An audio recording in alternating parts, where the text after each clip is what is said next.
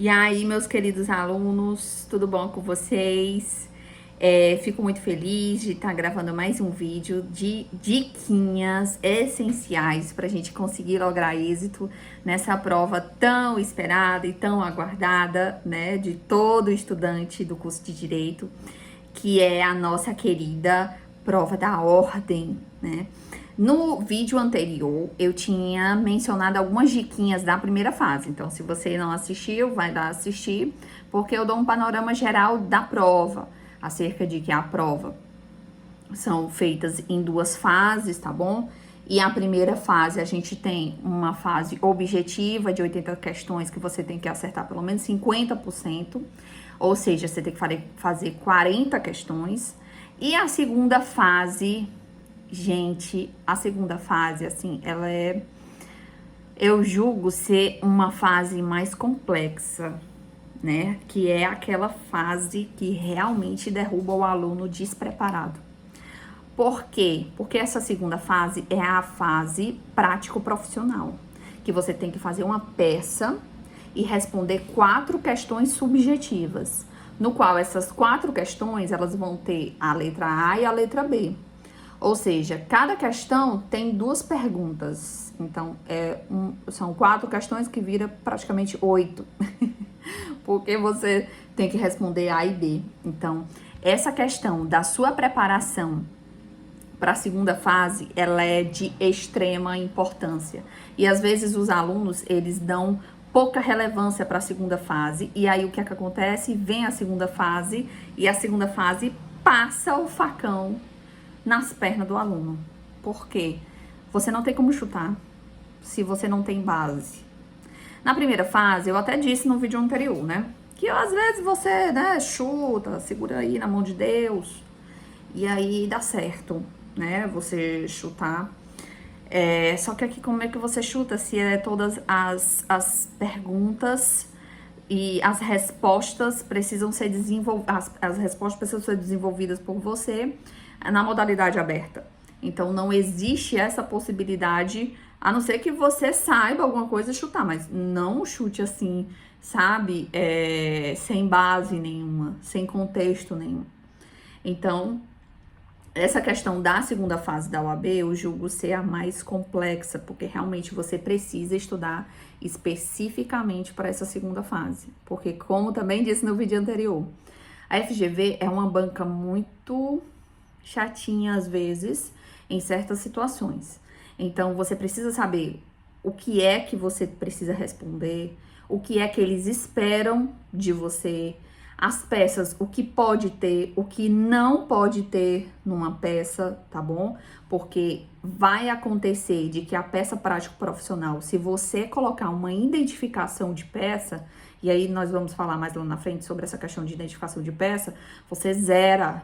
Então, se você erra o nome da sua peça, você erra o fundamento da sua peça, e você faz algum errinho que eles entendem que você está identificando de peça, você zera a sua peça prático profissional. E se você zerar a sua peça prático profissional, você não tem mais como passar. Porque você precisa fazer 6 pontos e a peça prático profissional é 5. E as outras questões são 5 também, a pontuação delas. Então, vai acabar que se você zera a peça, eles não vão mais nem ler as questões que você fez, porque você não, mesmo que você acerte todas, gabarite todas, você não consegue mais alcançar a pontuação mínima, porque você zerou aquela peça de 5 pontos, tá bom? Então, é isso que a gente tem que cuidar bastante e não cair no erro de ir despreparado para a segunda fase.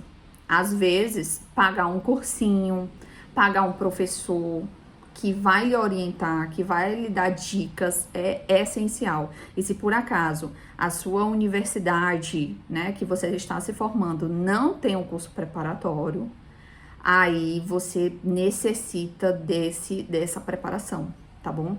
Lá na faculdade que eu trabalho, né, inclusive sou professora do preparatório, né, numa instituição, a gente prepara o aluno, tá? Tanto para a primeira fase como para a segunda fase, para que ele não chegue sem saber nada, tá? Então, muitas vezes, os alunos, tanto da instituição como alunos de outras instituições que não oferecem, né, essas aulas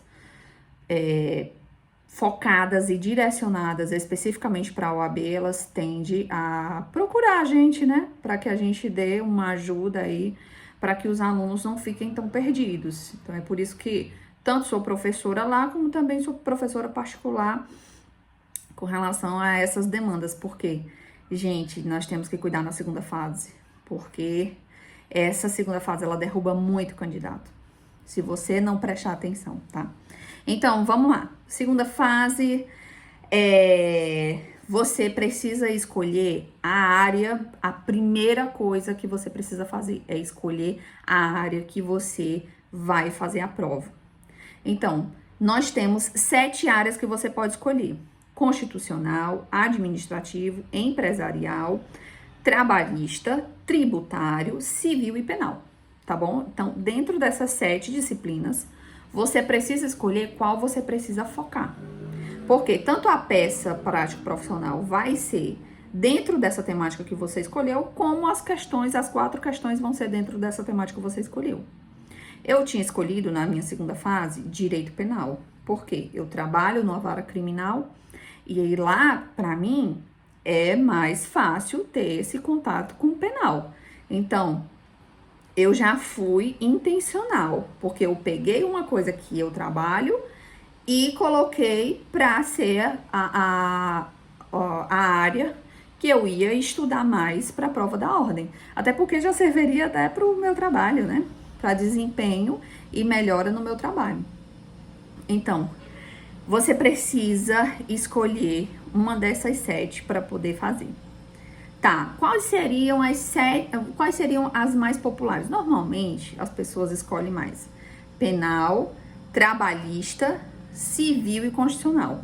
Normalmente é assim. Essas 4 são o carro-chefe. Mas a top 1 e top 2 é penal e trabalhista. Normalmente, né, nos preparatórios que eu participo, como professora, eu percebo que a sala, ela se divide mais assim. Mais penal, depois tem o segundo lugar trabalhista, alguns civil, alguns constitucional, 1 ou 2 empresarial, que eu acho assim, um máximo. A pessoa escolher empresarial, porque não é uma matéria que eu gosto, né?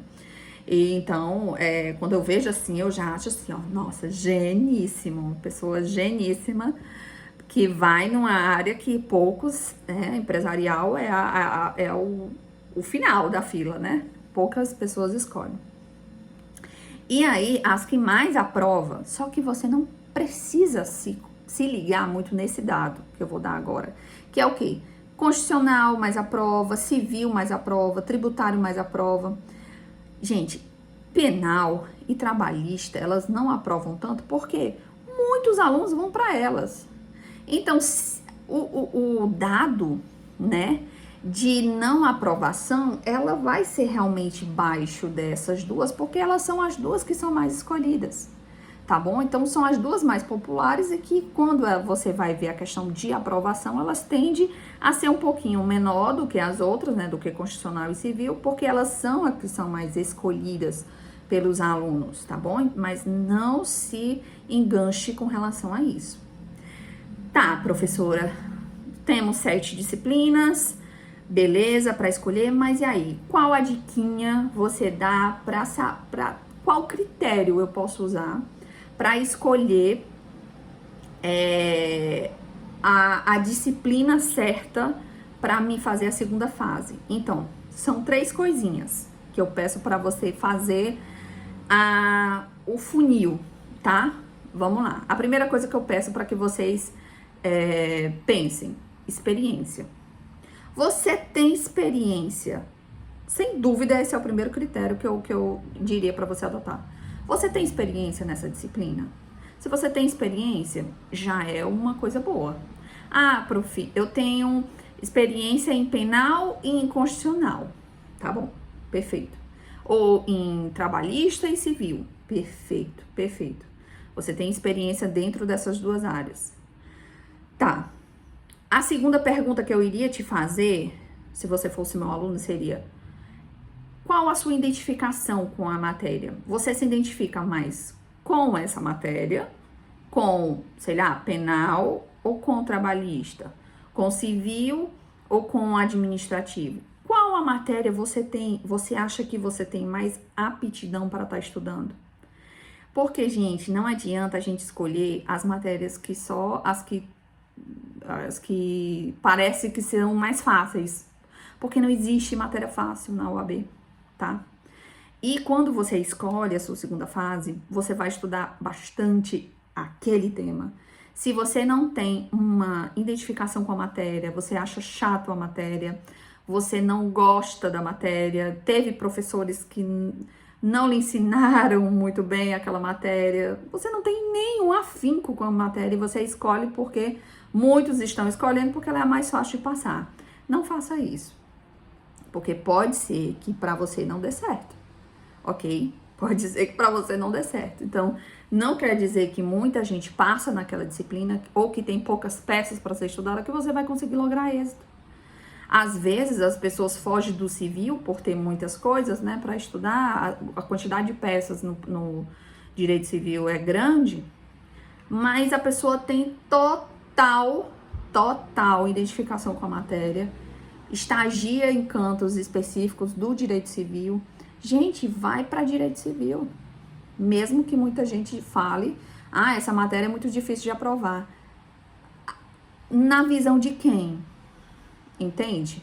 Então eu fui para penal, não porque muita gente estava indo para penal, mas era porque era uma área que eu estava trabalhando. É uma área que eu gosto de estudar, que eu tinha professores queridíssimos do meu coração, que eu levo-os até hoje, tá? Então era uma matéria que eu tinha prazer de estudar, que eu tinha prazer de sentar, bundinha na cadeira e estudar por ela.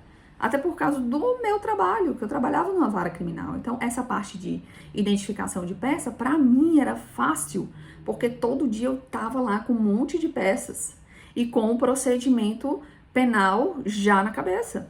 Então, pra mim, era mais fácil. Olha, aí você pega pessoas que nunca entraram no fórum, que nunca trabalharam. Aí, não, vou escolher penal porque muita gente tá indo para penal. Não façam isso, façam com relação à matéria que você gosta de estudar, porque você vai estudar bastante sobre ela. Penal é muito legal, muita gente escolhe, mas tem uma legislação extravagante que o nome já diz tudo. É uma legislação extravagante. Então, você vai ter que ler o Código de Processo Civil, o Código Penal, perfeitamente. Mas você também vai ter que ler a Lei Maria da Penha, o Estatuto do Desarmamento, o Código de Trânsito, o tráfico de drogas, a lei de tráfico de drogas, todas essas leis, né, essas leis pequenas, a questão da lei de crimes hediondos, de prisão provisória. Nossa, tem um arcabouço gigantesco de leis extravagantes que você precisa ler. Então, se você não tem afinidade com o penal, não vai. Vai para onde você tem afinidade com aquela matéria, tá bom? Então, primeiro tópico, experiência. Tenho experiência com quais disciplinas? Não tenho experiência com nenhuma. Pronto, pois vamos para a próxima pergunta. Qual matéria você gosta? Identificação com a matéria.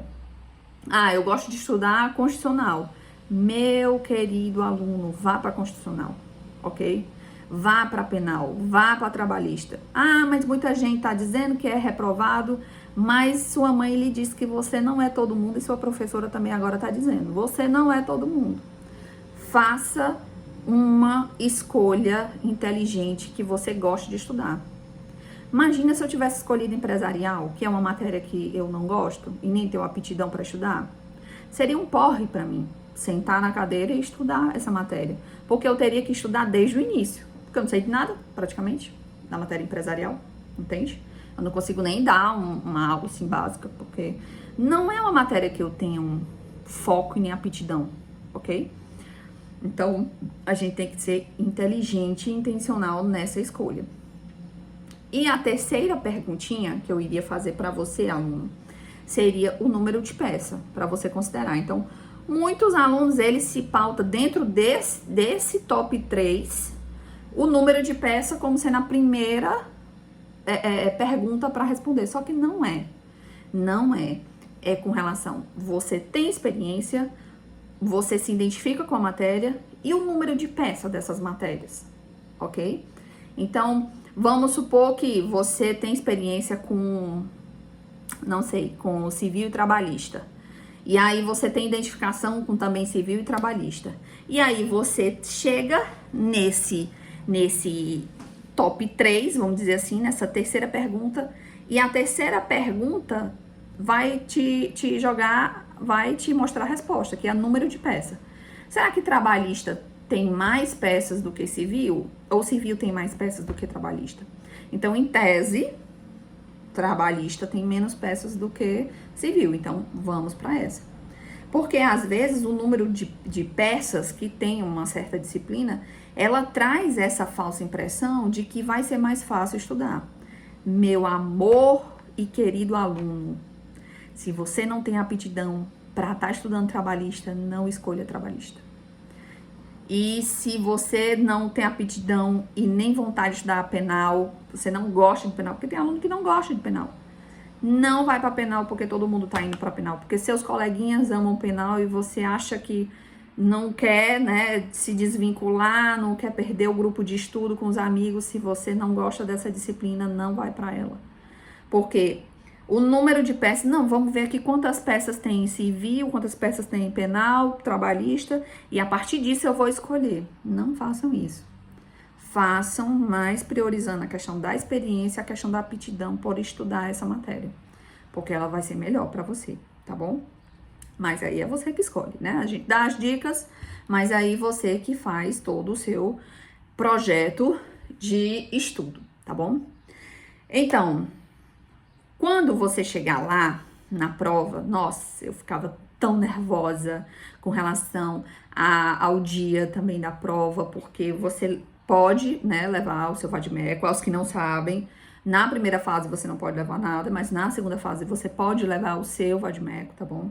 Então, nada de levar vade-mecum comentado, livros de doutrina, o vade-mecum cheio de post-it. Não me faça essa vergonha, tá bom? Não digam que são meus alunos se vocês fizerem isso. Essas questões de jurisprudência informativa dos tribunais. Não, você vai levar o seu vade-mecum lá, lindo, maravilhoso e com as marcações corretas. Lá no preparatório, a gente tem uma aula só sobre marcação do vade-mecum. Gente, é super importante você saber marcar e manusear o seu vade-mecum. Por quê? Na época que eu fui fazer a prova, né, da edição 33, aí você já chega nervoso na prova. Então, você senta lá, o examinador, né, aquela pessoa que é o fiscal de sala, ele pega o seu vade-mecum e folheia, olhando para ver se você colocou alguma pesca, algum post-it, alguma coisa. Então, se você tiver alguma marcação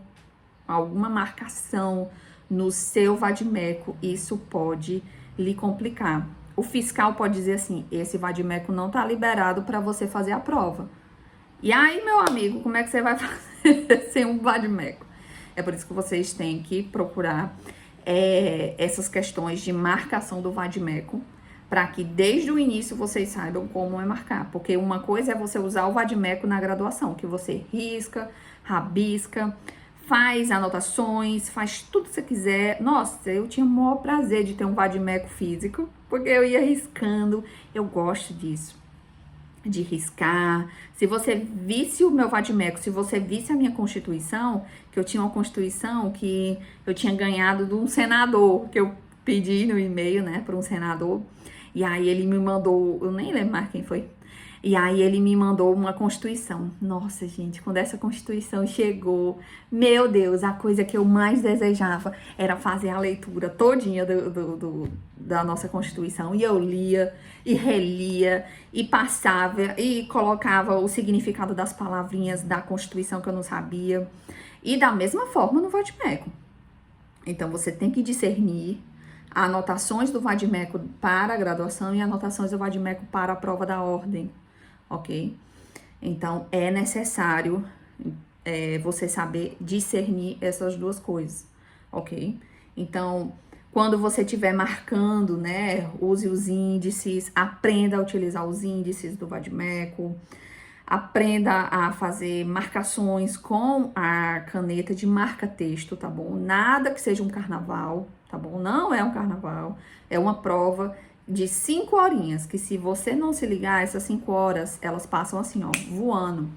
Para quem não tem experiência para usar o vade-mecum, você acha que 5 horas é muito tempo? Não é muito tempo. Você se engancha. Se você não tem intimidade com o vade-mecum, é como se você tivesse um amigo, sabe? E você vai fazer essa prova em dupla com esse amigo. Só que você nunca viu essa pessoa que tá do seu lado. E aquela outra pessoa, aquela outra dupla, é amigos best friend de sempre. Você acha que você tem mais chance de ser bem sucedido do que aquela pessoa que tinha intimidade com aquela outra? Porque já se conhece, gente, a mesma coisa, vade-mecum. Não vá pra prova sem saber nem abrir o vade-mecum, sem saber nem pra onde tá indo, entendeu? É possível também vocês colocarem aqueles clipes, tá bom? E os separadorzinhos, mas tem que ter cuidado qual separador você vai usar. Post-it, em nome do Senhor Jesus Cristo, elimine o post-it do seu vade-mecum da OAB. Post-it você pode colocar no vade-mecum da graduação, mas no da OAB, não, nunca, não faça isso, ok? E aí, essa peça processual tem 5 pontos, como eu falei. Essa questão de marcação do vade-mecum, ela é muito extensa. E ela teria até uma aula só específica para isso. Então, como não é um vídeo pequeno de dicas essenciais, então eu não vou me deter muito nessa questão do vade-mecum. Mas é necessário. Procure saber o vade-mecum certo para você e procure saber a questão das marcações, tá bom?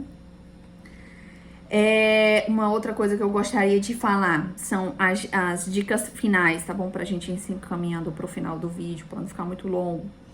Na elaboração do texto, vocês vão ver lá, no iniciozinho, na capa do caderno, eles vão falar acerca da identificação de peça. Por quê? Eu acho lindo vocês colocando, né? Meus aluninhos, às vezes, colocava lá, advogada. Aí a pessoa colocava, advogada fulana de tal, e até inventava um nomezinho, um númerozinho da ordem, né? Da OAB para aquela pessoa.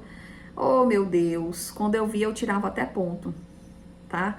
Porque se você faz isso, você assina lá com seu nomezinho, você até inventa um número da prova, um número de inscrição da OAB. Sabe o que é que vai significar, meu querido? Zera a sua peça, porque isso é identificação de peça, ok? Então não faça isso. Coloque advogado. Ah, mas eu sou mulher. Minha filha, colabore com a sua aprovação, tá bom? Coloque advogado.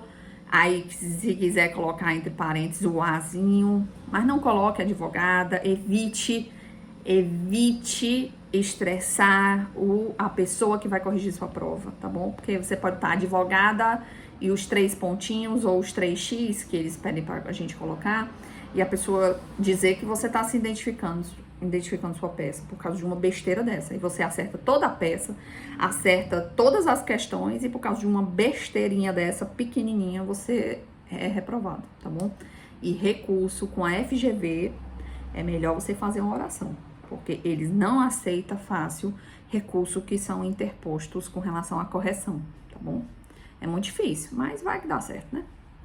Mas a gente tenta passar rápido e de primeira, sem estar sofrendo, né? Abrindo recurso, esperando a resposta.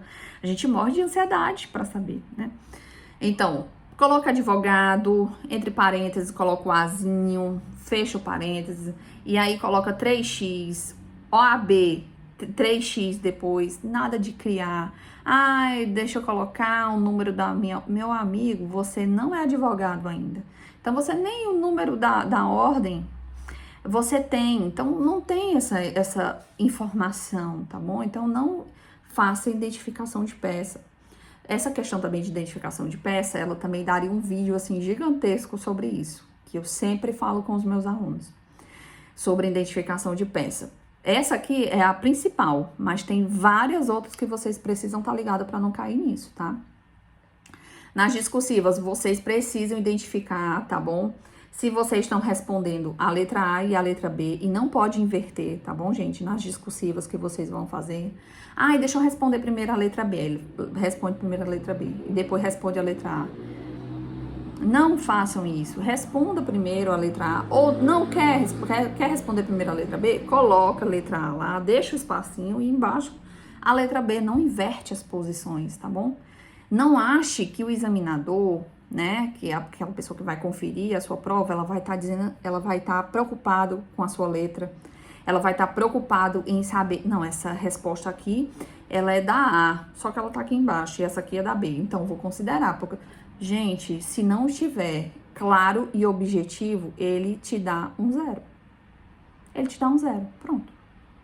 Ele não vai perder tempo com um aluno com letra garrancho, tá bom? Com letra muito feia, com um aluno que perde espaço na folha, fazendo anotações que por exemplo, tem a questão de que se você só mencionar, por exemplo, um artigo, a simples menção do artigo, ela não pontua. Ou seja, você bota lá o artigo todinho, o artigo 5º, um monte de coisa do artigo 5º. A simples menção, gente, ela não pontua. Você tem que fazer o quê? Você tem que pegar aquele artigo e trabalhar nele, ok? Porque a simples menção dele não quer dizer que você vai pontuar, ok? Então, você tem que trabalhar nisso. É por isso que a segunda fase ela é tão delicada e você precisa de um direcionamento, tá bom? Em caso de erro, pelo amor do Senhor Jesus, em caso de erro, você errou. Não era para ter colocado essa palavra, não era para ter colocado essa frase. Tracinho simples e continua a sua vida no próximo momento, tá bom? Nada de fazer rasura, nada de riscar tudo. Olha, falta furar a folha. Riscando, rabiscando, fazendo rasura, aquilo tira ponto. Sejam organizados. Errou, gente, é super normal. A peça prática profissional são 5 folhas. As 4 questões que vocês vão ter que responder, cada uma vai ter uma folhinha lá. Errar é comum. Passa um traço simples e segue a sua vida escrevendo. Mas não faz rasura, porque isso desconta ponto. Use marca-textos coloridos, tá bom? Pra lhe dar uma base. Eu tinha marca-texto colorido que fundamentação de peça era de uma cor. Toda preliminar que eu poderia arguir era de outra cor. Toda tese de defesa era de outra cor, tá? Eu usava 4, porque às vezes um menos é mais. Então, eu usava só 4 cores para que eu conseguisse fazer uma...